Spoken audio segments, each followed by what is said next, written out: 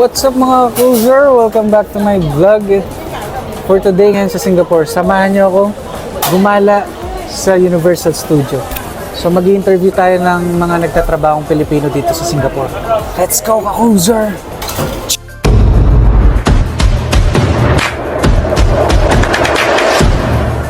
What's up mga cruiser? Nandito na nga ako sa tram ngayong araw.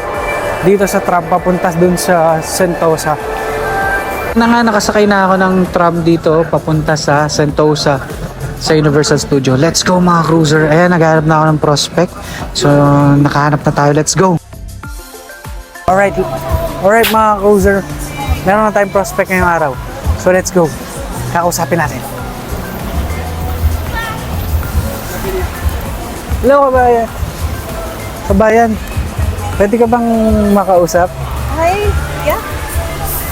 Nag-vlog kasi ako. Tawag sa akin ka cruiser. Baka pwede kitang ma-interview sandali. Sure. OFW ka dito? Oo. Ilan taong ka na dito?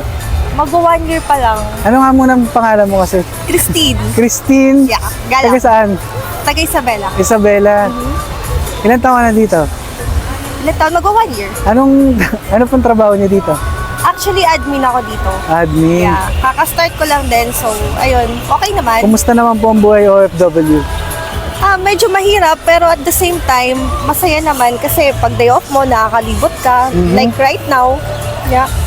So nakakatuwa po, no? Ano mas gusto niyo? Pilipinas o dito? When it comes to